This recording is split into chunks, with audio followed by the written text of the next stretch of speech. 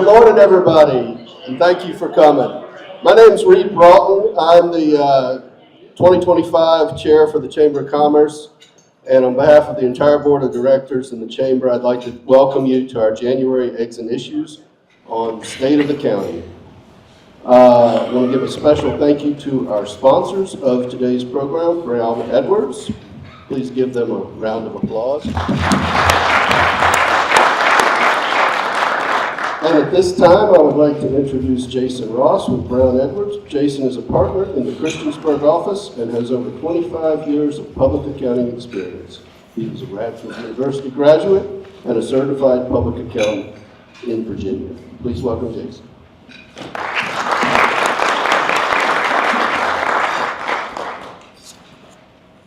Thank you. It's nice to be here. We enjoy sponsoring these, and I always enjoy these. I get a lot out of these eggs and issues when I come to them. Can everybody hear me okay? All right, well, I'll be brief. I won't spend a lot of time talking about our firm, but as mentioned, I'm Jason Ross. I'm partner with Brown Edwards. We're a full-service top 100 accounting firm. I also have Mark Woolwine with Brown Edwards as well. I think most of you all know Mark.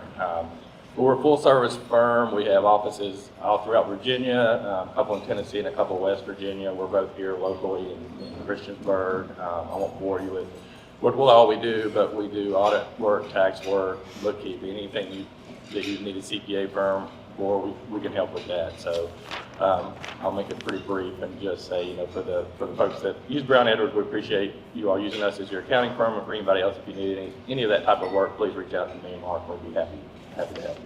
So I'll move on to the presentation. You're really good. Thank you. So I'll move on to the presentation to introduce. It's my pleasure to introduce Kevin Byrd. He's with the New River Valley Regional Commission, who will serve as the moderator. He began working with the commission in 2005 as a regional planner and was appointed executive director in October 2009. He has close to 20 years of community development experience in the public sector in the town, county, and regional levels of government, along with private sector consulting experience. He has a master's degree in urban and regional planning from Virginia Tech and a Bachelor of Science degree from Appalachian State University. Please welcome Kevin to the podium.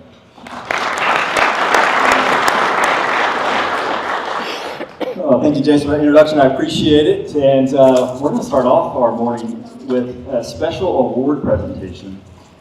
Steve, when he was getting ready this morning, found an award in his desk from 2023. And this is for Mark Woolwine. Mark, if you would come up as being a board member from 2023.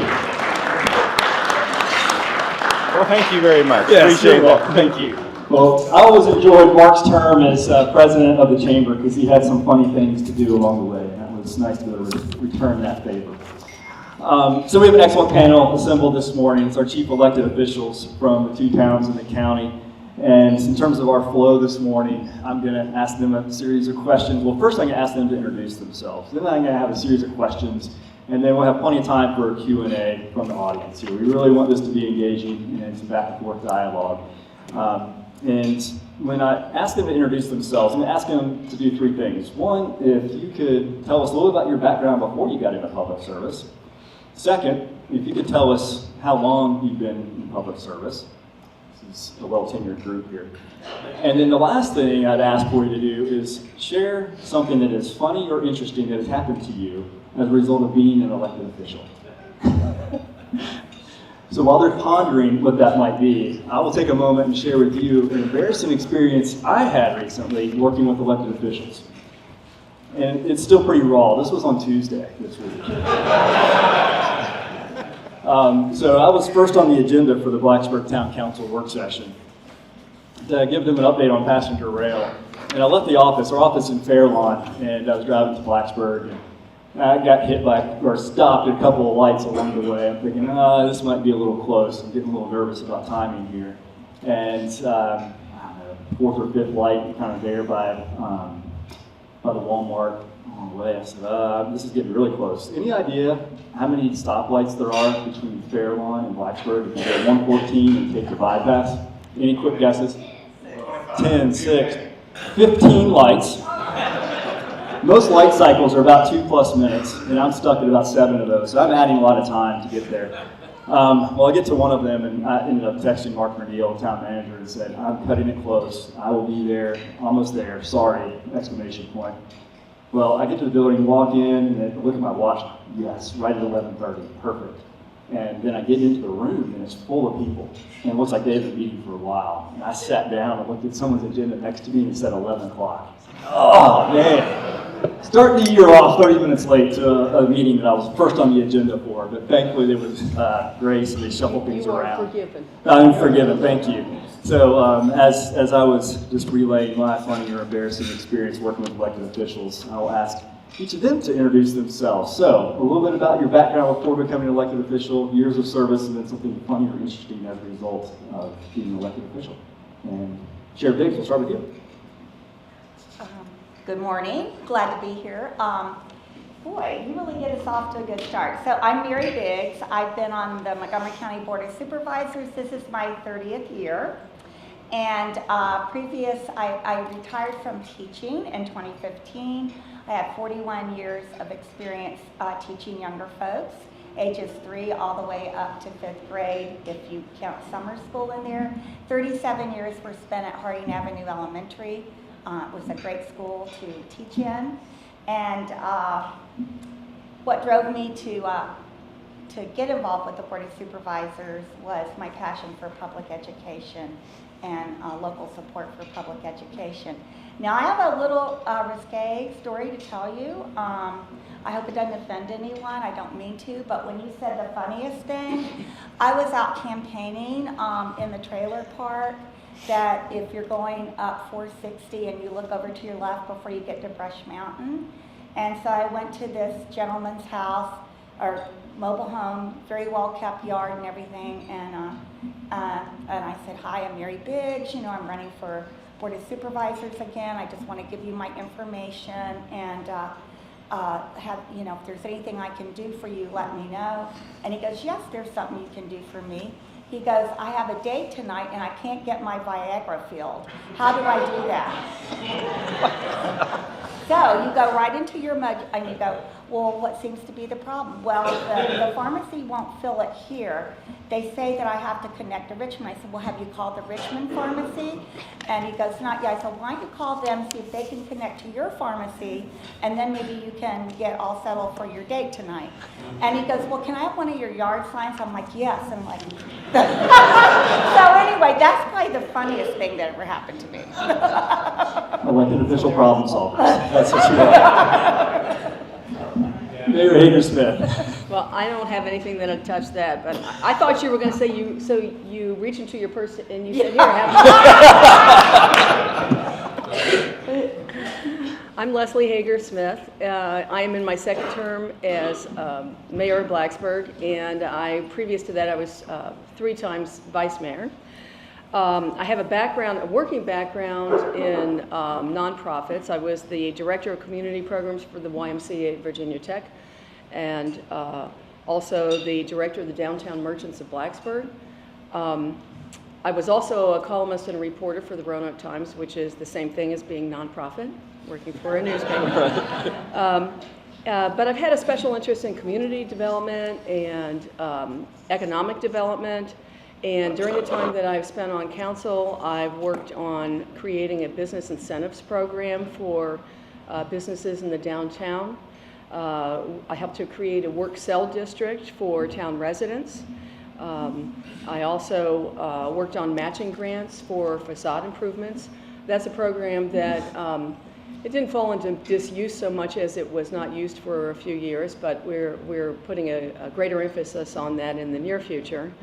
And as a member of a national organization called the Mayor's Innovation Project, I was one of 3 recipients. Our town was one of 3 recipients, a large city, a mid-sized city, and a small town, who scored support for special projects that we proposed.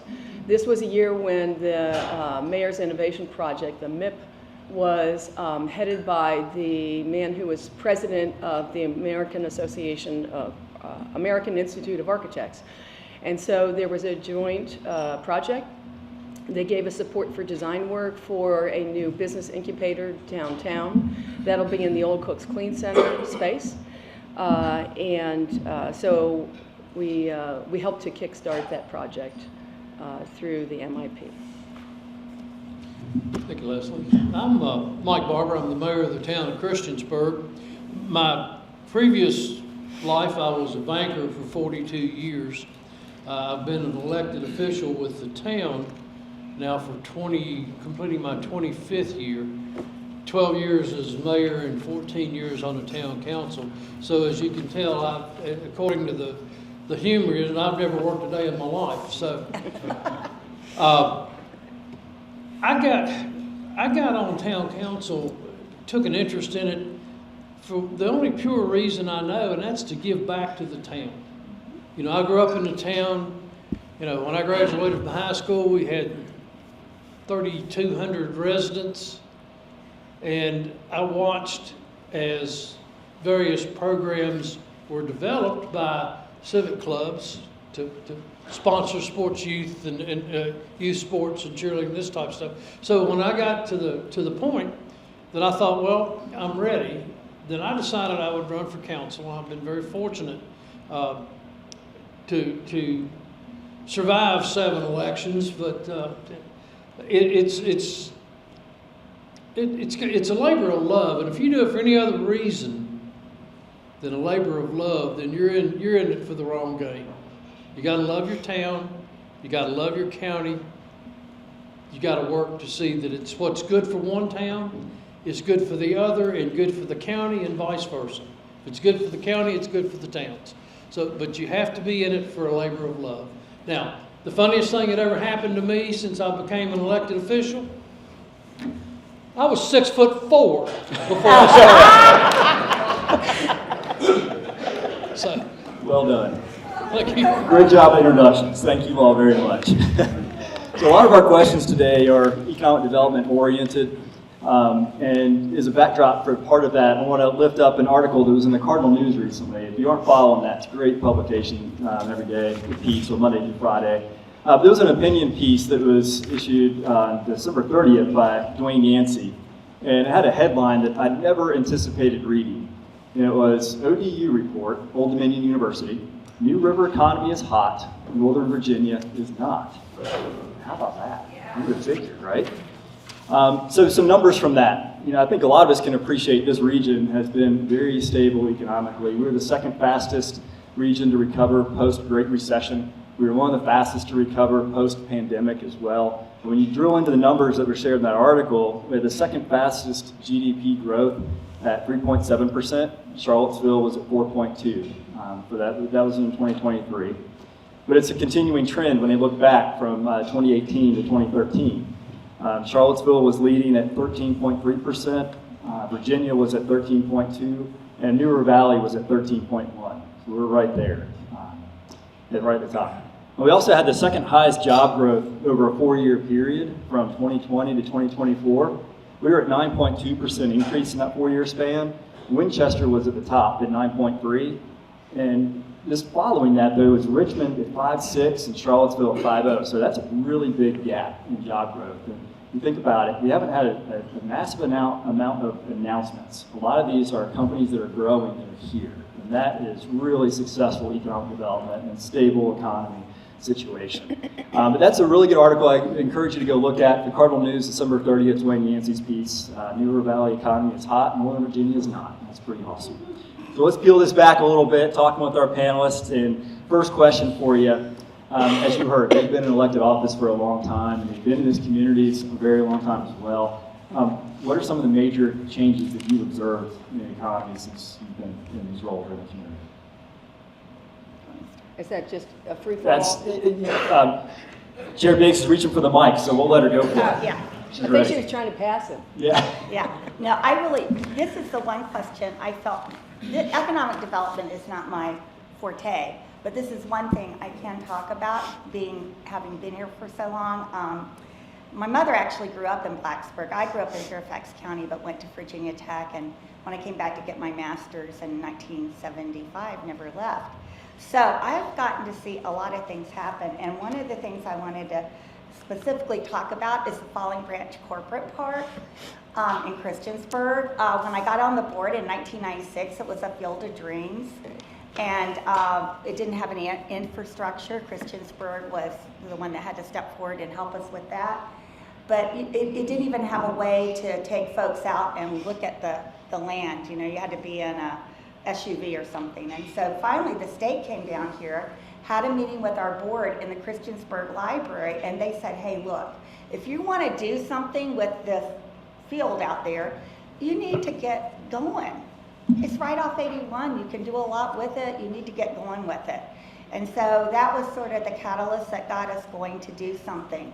And then along came Rick Boucher, who was a congressman, and he was really instrumental. He was good friends with the owner of EchoStar that became Dish Network. And they established that first building out there, and we hooked into it because they were going to build the building, they were going to own it. And so that was the first building. And so now if you go out there, you can see we have 10 companies. So that's a biggie. The other thing that came to mind is the Corporate Research Center. I talk a lot about this with folks. The first building went up in 1985, okay? 1985, building 1, they have over 30 buildings, they have over 3,500 employees. All of that is an economic impact. You know, we know Virginia Tech is our economic engine, and we've all seen growth because of tech expanding, and of course that's led to retail growth and restaurants and all of that kind of thing. But when I look at the big kind of things that have happened, I think of the Corporate Research Center, I think of our Falling Branch Corporate Park. I also think of the Virginia Tech Transportation Institute. That was non-existent when I got on the board, and we went through the whole thing with the Smart Road. And that brings in millions of dollars of research money, over 300 and some jobs, and it's been very successful, way beyond what we originally thought it would do. So all of those have impacted us here. And I just thought, you know, just seeing all that over time has been a real experience. So that's sort of what I was thinking about. Since you did that very capably, speaking of the sort of large-scale projects, I'll focus on smaller scale. When I moved here in '82, there was still a functioning downtown in Blacksburg and in Christiansburg and every place. There were jewelry stores and Argabrites for clothes, and the Gables Shopping Center was still a very classic functioning strip mall, and I got into work with the downtown merchants of Blacksburg at a time when we thought we had hit our lowest point with small businesses, and lo and behold, it's gotten even worse since. No one could have envisioned an economy where office space isn't any longer needed, and you can't sell simple things in a downtown storefront. So it has gone from challenging to more challenging, and I think the message there is that change is inevitable, and we all need to work carefully together and be nimble about how we're going to address it. There's a theme here that I want to come back to that I think is the most important thing that we could possibly concentrate on, and that is what we already have in quantity, and that is quality of life. We've got quality of life in ways we always have. When we were dismissed as Appalachian, when we were dismissed as a second-class university, when not much looked like it was going on here, we always had quality of life, and that's going to be critical to economic development in the future. There are no strategies these days that focus just in one small space. It's a whole cloth approach that's being taken now to economic development. So, in the town of Christiansburg, most people joke, we have two seasons. It's winter and construction. We've been very fortunate over the years to watch our town grow and expand and to have some controlled growth. You know, it's one thing to just open the doors and have it kick out everywhere, but, you know, with what Leslie said, you have to have a quality of life for your residents. That's the most important thing is to have our citizens feel this is a great place to live and work and raise our family. We offer them those opportunities with the parks and the recreation and the things that we have done for that quality of life.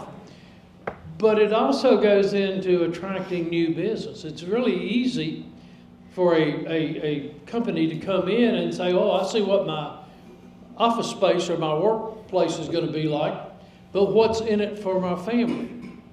And you can take them around and you can show them the parks in Christiansburg. You can take them to Tech and show them the influence that Virginia Tech has. And you can take them out into the counties and see the things. So to be able to attract a brick and mortar business, you have to have a lot more brick and mortar opportunities or I should say brick and asphalt, when you pave your walking trails, those things. Now, from an economic standpoint, I was born and raised in Christiansburg. So, and at one time I remember the thriving downtown, where you had all of the stores, and Saturdays you couldn't get through town. And as things begin to progress and malls begin to come and people begin to move out, then the downtowns are not as populated with businesses as we would like to see them. But on the downside, we have a couple of people that own about 80% of the downtown property. So it's kind of hard to negotiate and tell them what you want and what you don't want. And you can't say, well, we'd love to have you open up a little restaurant, let somebody open a restaurant, but we don't want you to charge them but $500 a month. I mean, we can't control everything, so we have to control what we have. Now, we are considered the regional shopping hub of Southwest Virginia, and I say we, as all of us sitting at this diocese, we are a regional shopping hub. We have people, we track people from Charlotte to Bluefield to New York. We track people coming in here all the time to the malls and to certain areas in the two towns, and we know what brings them in. And that's the important part to us is, we've got some big projects coming. The Clifton Town Center is underway out on Route 114 of Pepper's Ferry Road. It'll be a combination of some restaurants, retail, and about 400 or 500 townhouse apartment units. There's a group called the Madison, which is also in that area. It's going to be mainly apartments and some townhouses. I know of at least 2 more 200-unit apartment complexes happening in the next 2 years on North Franklin Street. So what we center is the growth area of the town of Christiansburg has now moved. It is now the North Franklin Street corridor and Route 114 Pepper's Ferry. And so with that comes a lot of challenges. It puts challenges on infrastructure, it puts challenges on services. What we're going to be looking at in the near future, I hope, is another fire rescue station to be able to accommodate that growth. So those are some of the things we're looking at. We've got some, we're doing some trail projects to further open and expand our walking and biking and riding trails. We're working with VDOT on a Cambria project. Internally, we're going to do a VDOT-funded program in about 2 years that is going to help the North Main Street, Depot Street intersection area for better workflow.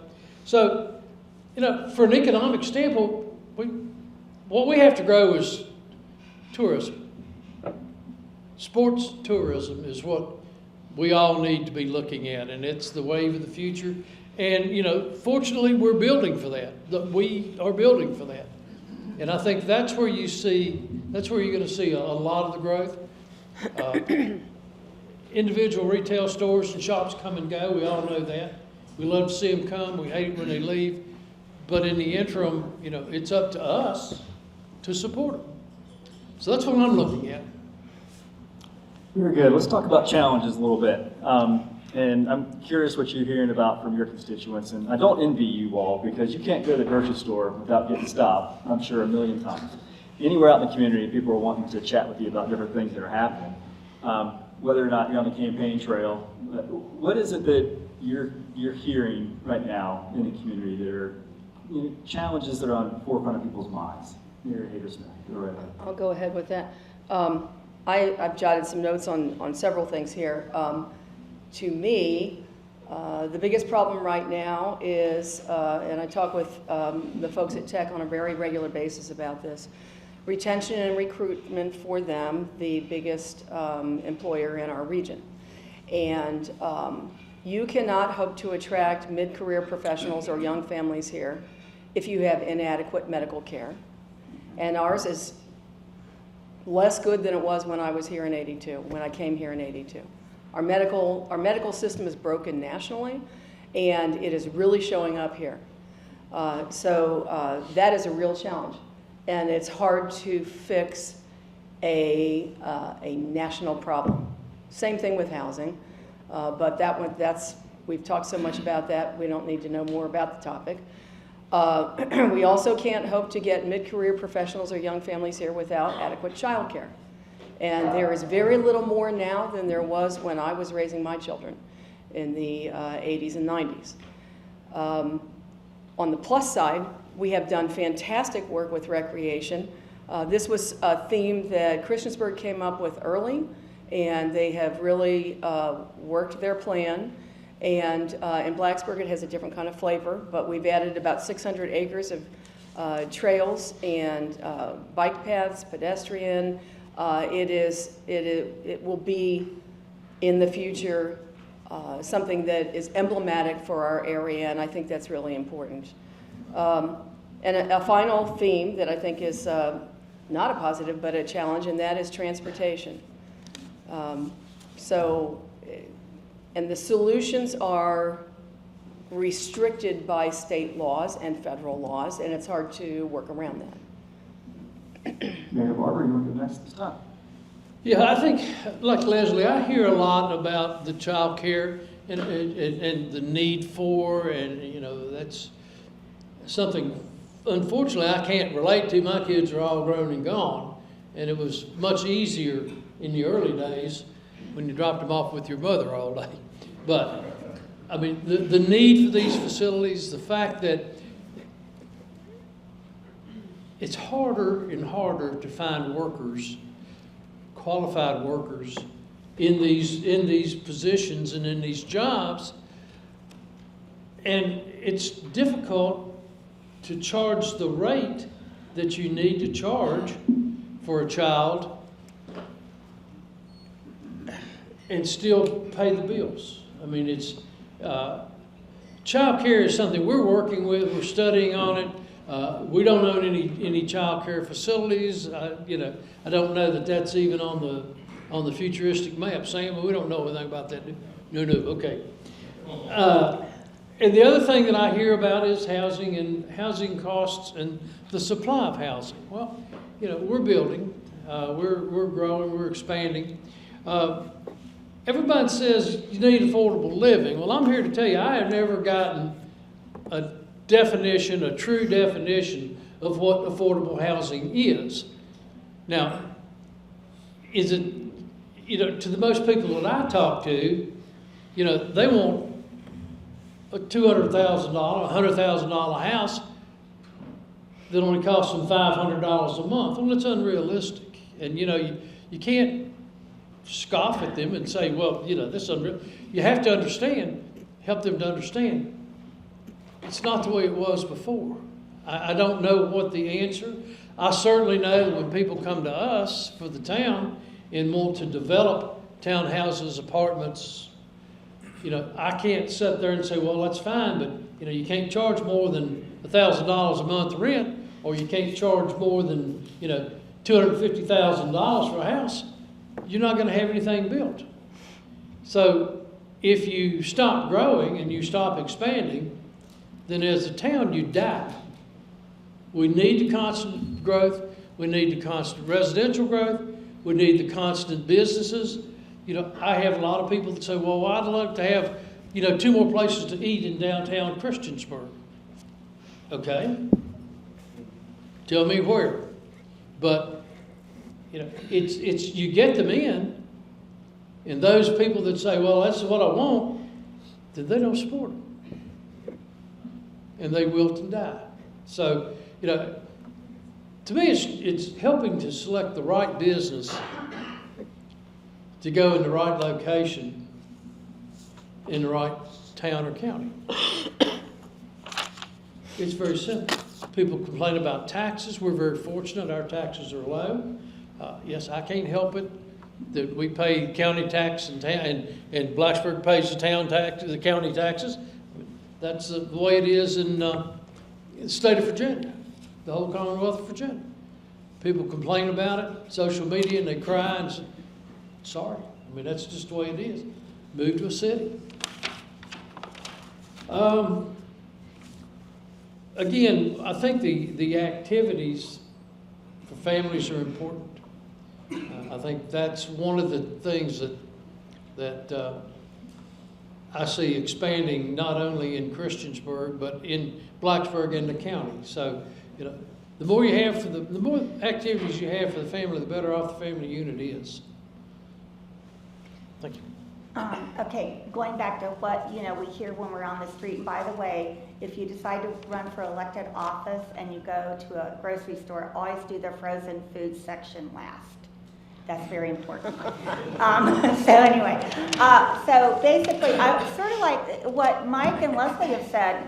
We hear, you know, we're always hearing like about the increase in the student population at Tech and you know, what that causes as far as our services. But the other thing I really want to agree with is childcare problem, because we can't pay the folks like we need to pay them. And then if you pay them the way you want to pay them or they deserve to be paid, then you have to raise the price for the parents. So then you get in a situation where the parent says, well, hey, you know, it'd be better if one of us stayed at home if there's a parent family. So that also affects workforce, and it also affects jobs. So I want to also add to what Leslie said. The medical care issue is extremely important when you're out recruiting for economic development, or you're like recruiting for Virginia Tech and you come here and there's not a birthing center at the nearest hospital. That's a problem. That's a real problem.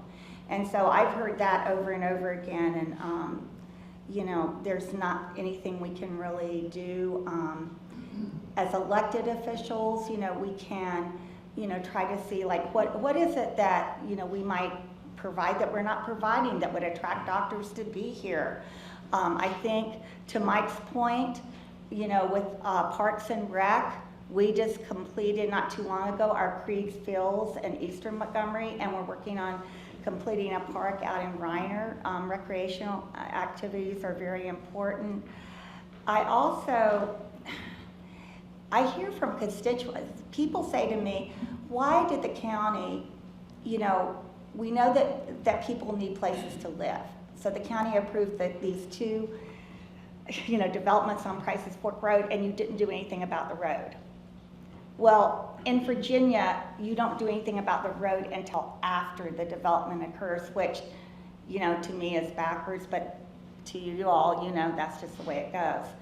So we're going to continue to experience this kind of growth, and it goes back to, you know, we need to keep providing a good quality of life, and that includes not just Parks and Rec, but education, you know, public safety, and all of that kind of thing. But I want to go back to this affordable housing thing.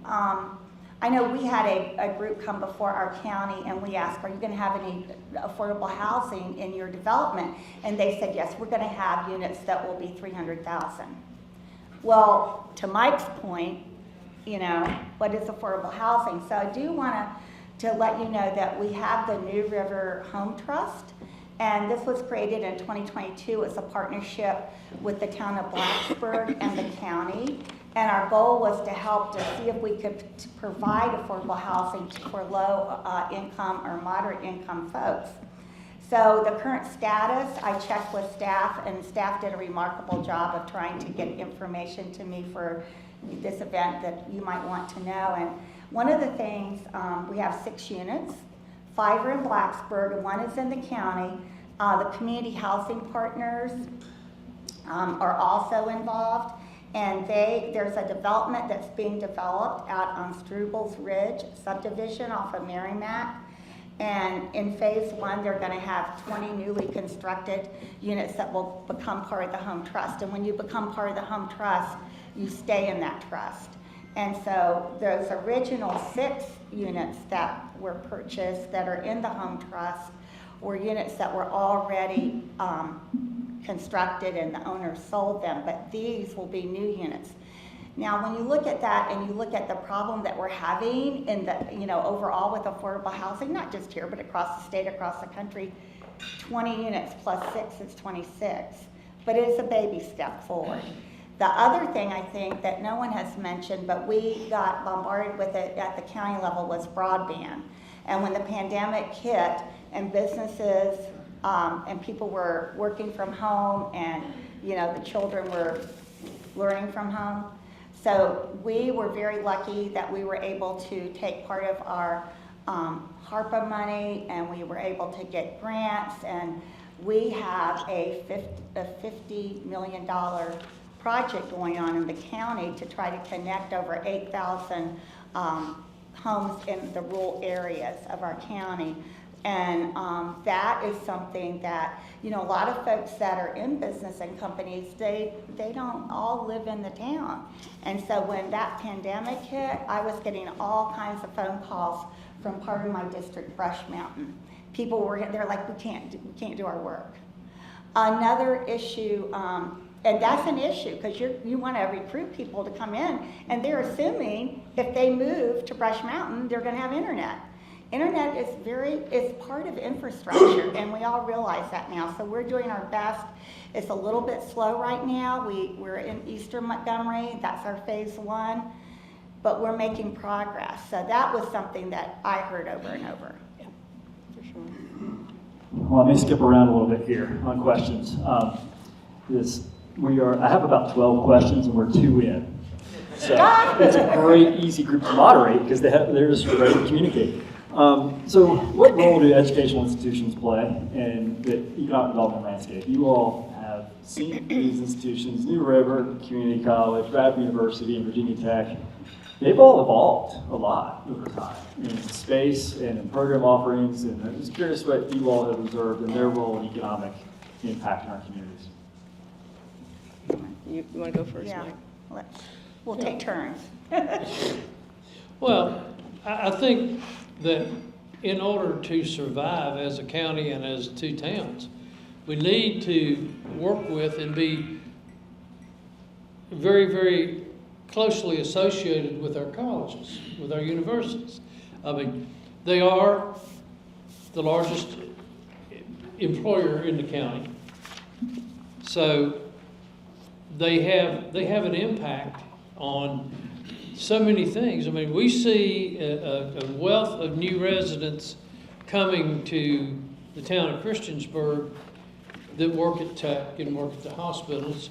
I don't know whether it's for the schools, I don't know whether it's for the recreation, I don't know whether it's the pricing, but there are a lot of entry level and associate professors and this type that are selecting Christiansburg over Blacksburg. I think it may be the housing cost, but I'm not an authority on that.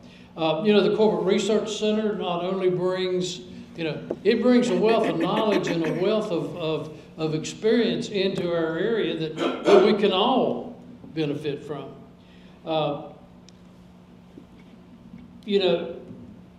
They provide, entrepreneurs, they provide laborers, they have an influx of talent and ideas. I should say they provide an opportunity for laborers. I won't get into the higher education part of it, but I wanted to clarify that. I think that they do offer a lot of good paying entry level jobs into the service side to take care of the needs of the students and to blend them in with the towns. They also add to our quality of life. I mean, when you take the two major universities and you think about the different departments in the arts and the sciences and the crafts and the things that they bring with them, and you take the Moss Art Center that brings culture and entertainment, and you know Radford has the planetarium. They have lots of things that are a benefit to the local residents if they just knew to use them. So we can't survive without the universities, and I'm pretty sure the universities won't be able to survive without us. Okay, we all know that Virginia Tech is the biggest economic engine around. We know that Radford plays a vital part. I also want to throw in New River Community College because they play a vital part in workforce development, especially since we've started the ACE program that we fund to give our students from Montgomery County a chance to go to the community college for 2-3 years. All that eventually comes back to economic development. But getting back to the university, one of the things that I've observed over time, and I'm really glad that we have this going on right now, is something called the Partnership for Progress Initiative. And Mike and Leslie and I and Dr. Sands are on one committee together, but there are many committees working, and Emily is our expert on that. Emily Gibson is sitting over at the table. But what I found with this group, I've always advocated that we need to be closer together.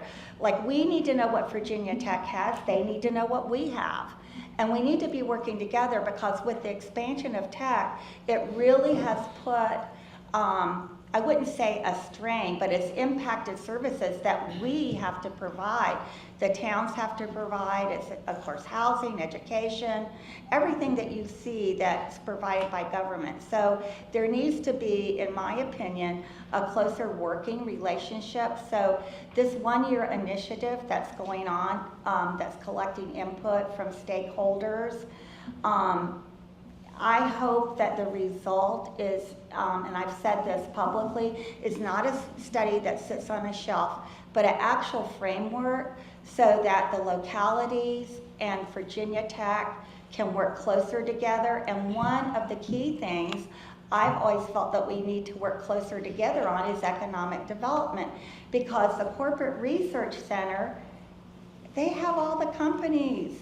Sure, we have some companies in the county, but I've never understood why there wasn't like some kind of closer relationship, and why some of the companies that are there, or more of the companies that are there, you know, maybe they start there, but then they come out to the county, they come out to the town. So that's something I'm hoping that we can address and talk a little bit more about. Well, I had scribbled notes to myself also about the Partnership for Progress, but I'm really glad that you brought it up. I think that that is an important new development. It shows some promise, I think, that the university, Virginia Tech, and I take your point about Radford University and New River Community College, they're all important.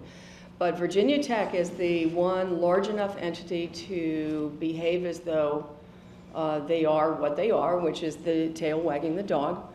And there is an astonishing amount of willful ignorance on campus. Among my friends and my relatives, people who have masters and PhDs, and they're plenty smart enough to figure out how things work, but they don't care to because they don't need to. And so my sincere hope is that we will reach a kind of understanding through this sort of dialogue process, where the university will, Virginia Tech will come to terms with the value of the communities that surround it.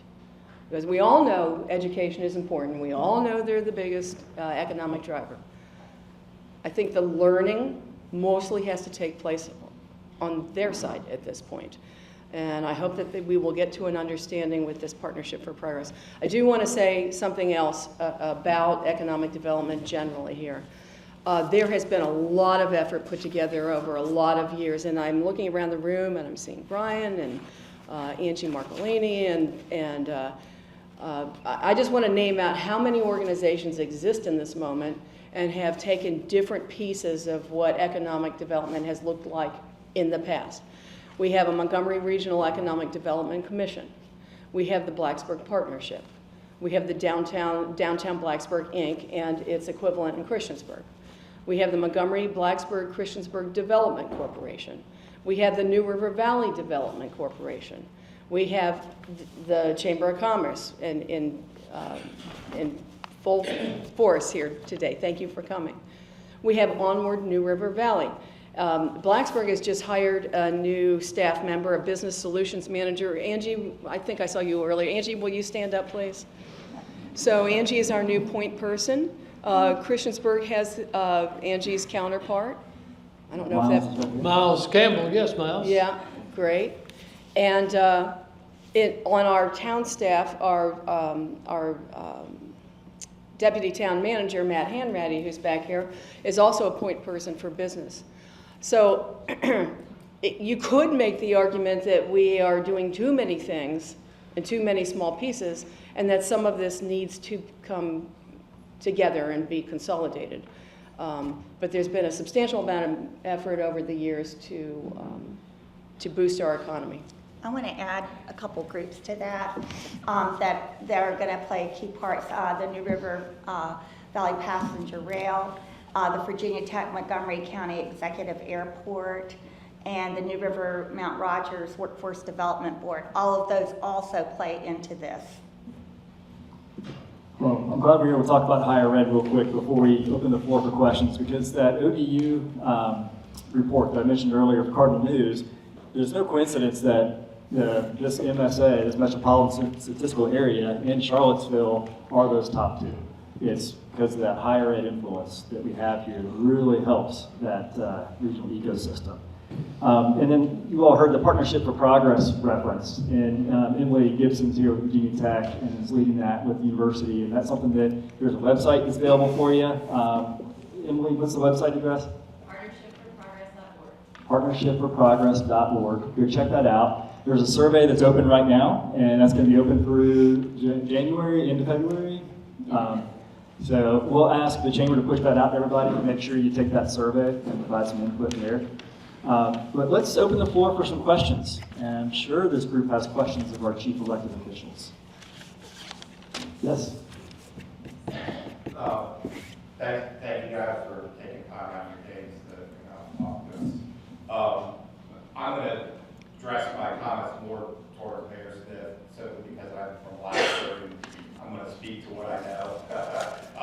But it is a broader question. So, and I'm going to use the term you, but by you I mean the town of Blacksburg, or the town of Christiansburg, or the county of Montgomery. So I'm hearing you speak a lot about trying to support businesses and all that type of thing, but what I don't see things, what I see happening in the communities doesn't align with what I'm hearing people say. And, you know, tech is the 800-pound gorilla, and, you know, when we refer to Blacksburg as Virginia Tech's backyard, I think we're putting ourselves in that's not a favorable representation of what we are. But could you address some specific things? For instance, the town of Blacksburg controls business licenses, some taxes, and we all know at the end of the day, this all boils down to money, right? Because no developer is going to come in and build something if they're not going to make money, and nobody's going to open a business if they're not going to make money. So at the end of the day, all this boils down to money. And how is the town and the county, what are they doing to financially incentivize businesses to come?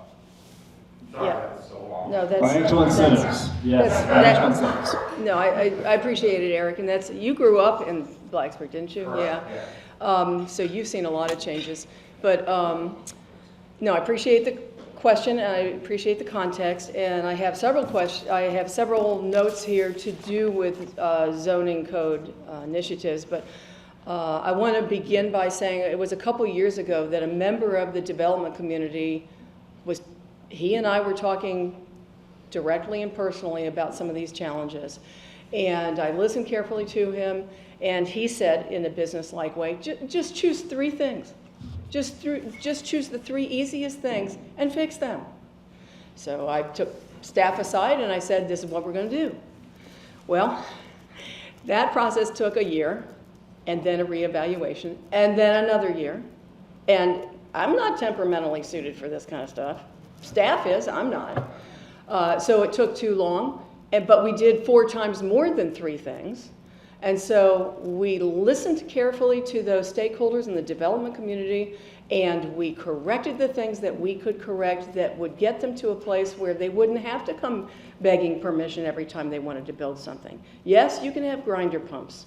You can't have 100 of them, but in any given neighborhood, you can have maybe, I don't remember what we decided on, a half dozen or something like that. So some things that could just be fixed up front. That has been done, and I think it's been very successful. And we did it with feedback from members of the development community. We are beginning a zoning ordinance rewrite. The entire zoning ordinance. It makes our town manager sort of blanch every time we say it, but he has appointed somebody as a point person for that job, and it will take place. Now, a caveat: if you've watched how this has played out in Roanoke, you will notice that people think they want these things, and then it turns out maybe they don't. Okay, so they did a zoning ordinance rewrite, and it passed, and then they had some people sue them because they personally didn't like the idea, and then there was election, and now there's a whole new group of people on council, and maybe they will complete their zoning ordinance rewriter, maybe they won't. So those things are precarious.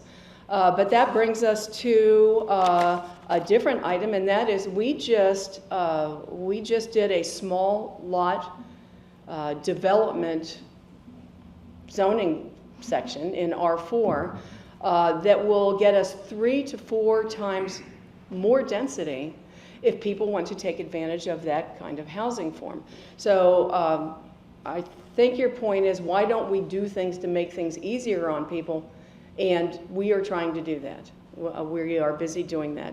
I was one of the people who years ago, maybe 7 years ago, championed the idea that we ought to allow accessory apartments.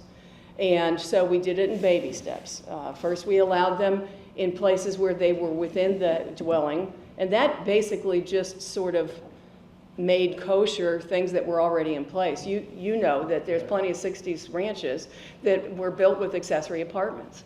Okay, so we made those, we gave those our blessing. Then in a second step, we also have more recently approved accessory apartments in standalone dwellings, like in your garage. So anyway, those are some of the things that we're doing, and I do appreciate your interest.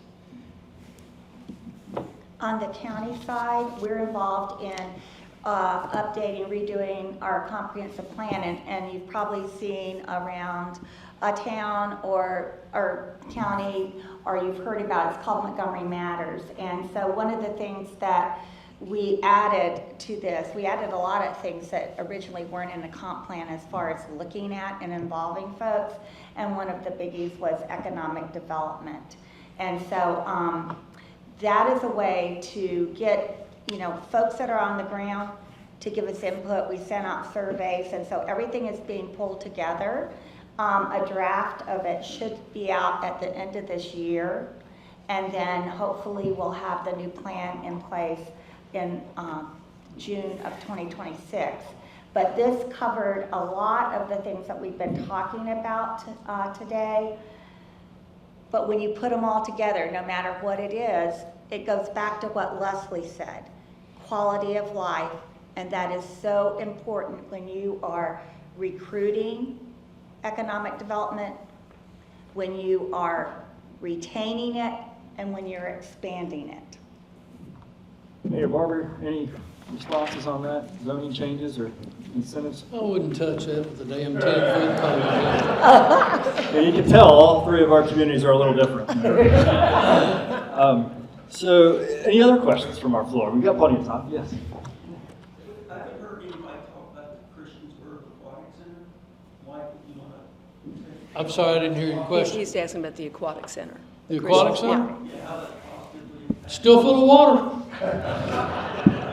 positively impacted. It's a very, and I will apologize, Tate.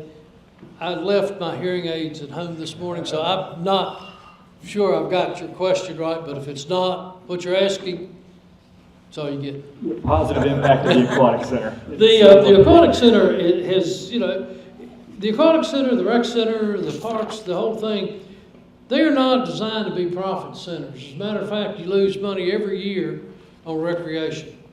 But it's the services you provide your citizens that is so important. So it's hard to measure with the aquatic center in the upcoming swim meet season, anywhere from 28 to 32, 34 major swim meets that are coming in here from all over, swimmers from all over the country. I talked to divers last year from California that came in here. I talked to swimmers from upstate New York that come here. I talked to swimmers from Florida. But one thing I hear is this is still one of the best, if not the best, facilities on the entire East Coast. I'm very thankful for the H2 Hokies for providing those events to us, but from an economic impact, tell you it's an average swimmer coming in here, or a family with a swimmer, maybe two swimmers and a husband and wife, will spend on an average on a 4-day meet of about $2,500 on the weekend. You have to not only give them a place to swim, you have to feed them, you have to recreate them, you have to, buy your supplies to get back home. So, it's a huge economic impact from a sports tourism standpoint, and it's very hard at this time, although we hope we're going to get better on it, is to measure the impact of sports tourism. So I have always fully, and Mr. Bishop has served on the advisory board for the Aquatic Center for several years now, and it's a well-run operation, and I'm pleased to have it in town. Other questions from the audience? Yes, in the back. I got a couple things on the topic quick. First of all, I commend Christiansburg on the recreation in Montgomery County. I think that's cheap. That economic, you gotta bring it in, softball, all that kind of stuff. But really, that's what I'm thinking on that. I wanna go back to you guys have a committee about with Dr. Sands, and I'm interested in, I grew up in Blacksburg, my dad was a professor at Tech. We used, to be honest with you, got 6 brothers and sisters. Blacksburg and Virginia Tech always had a whatever kind of relationship. Without Blacksburg, without Virginia Tech, Montgomery County is wool-line, for lack of a better term. How do you guys make Virginia Tech understand, and I wonder that, because they're not from here. Now we've gotten to an administration that is not from Virginia Tech, not Virginia. How do you make them understand that we need their support in the county and the town? I mean, we've talked about it for years. We've been trying to do that for 40 years. It's never worked. How do y'all think it's going to be better? If that's sorry for long speaking. Go ahead and start. Okay. Thank you for that horrible question. I don't know that it will be better, candidly, but Tim Sands and I have been meeting he's been president, I think, since Emily from 2014, I think. And I took office in 2017, and he and I have been meeting on a regular basis. At the very least, I can tell you that we have developed a warm relationship and some kind of understanding. He came most recently from Indiana. I'm originally from Ohio. We have some commonalities. My daughter went to Berkeley. He grew up in Berkeley. he's a grandpa, I'm a grandma, you know, we do all the warm personal things that we can do when we get together in meetings. But I will say about this Partnership for Progress, which I think is still kind of ill-defined, I think it is a sincere effort on his part to bring us closer together. I think he's learning that, in fact, our New River Valley is notable for the amount of collaborative projects and work that we do together. Kevin is very central to that. I think some of the tech's administrators are finding that out for the first time. I think Dr. Sands has a sincere effort, has a sincere interest in leaving eventually his post with a better situation than he started with. And at the end of the day, we can't force them to do anything, but I see some hopeful signs. I do. Yeah. You know, this is this Partnership for Progress. It's in its infancy. I mean, we've only been at this thing maybe 6 months at the best. So we're still learning. We're learning about each other. We haven't gotten into the mudslinging yet, and I don't think we will. But I mean, there has to, in my mind, it's not entirely what the towns and county going to do for Virginia Tech. It's what is Virginia Tech going to do for the towns and the county. We see a lot of student housing or student renters in the Montgomery County area out of 114. Well, does that mean, okay, Virginia Tech, step up. Why don't you help us expand the bus service that gets these people from point A to point B, you know, at your nickel, not at mine. So we haven't gotten into the negotiations yet, and but you know, once we do, I don't know sure I'll get invited back or not. But we'll see. I mean, it's a matter of we need Tech, and Tech needs us, and it appears, although I'm not quite as involved in it as Leslie, it appears that there's been more give by us and more take by them. And that somewhere needs to meet in the middle, or somebody write a hell of a big check. And I would just add to what they have said, like, I guess I'm the more cheerleader for the group. I'm really hoping that this is something, and we can hold folks accountable for this. You know, we're going through a process where we're giving our time and input to this process, and so far there's been, on my part, and I think when we've had our meetings, respectful listening, and that goes back to what Leslie said is so important when she was talking about listening to developers. I feel like we've been listened to, and I know my first encounter with this group, or my second encounter when I was just doing a 45-minute interview, was I had 8 pages of things that I had written. And I said, you want me to read it to you, or do you want to ask me questions? They said, read it to us. I had answered every one of their questions except what did I want to get out of this process. I said, I want a framework. This isn't something that needs to end. It needs to be continuing. And I just want to throw in something positive that happened years ago with Dr. Steger.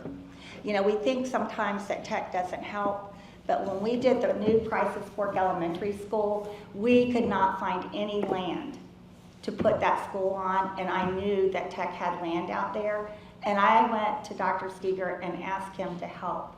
And because of that, we were able to secure the land that Prices Fork Elementary School sits on now. So things are possible when you listen, when you understand, and when you ask. It's a nice wrap up for today. Well done. Great. Well, we've reached our time limit, and if you would, please join me in thanking them, not just for today, but their public service overall.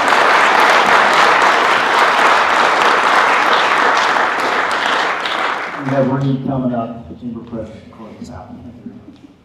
Good to end in a positive note. Well, that was a really interesting discussion, so I'm a little sad to close it out. But thank you all for joining us. Thank you to our panel, Kevin, to our moderator, and to our sponsor, Brown Edwards, and to Warm Hearth for the breakfast. We do have some mug sets we'll present to all of you. They were made by Logo Hub located in Christiansburg. Our next Eggs and Issues program is on economic development on February 6th, so I hope to see you all again. And thank you all for coming. Have a great day.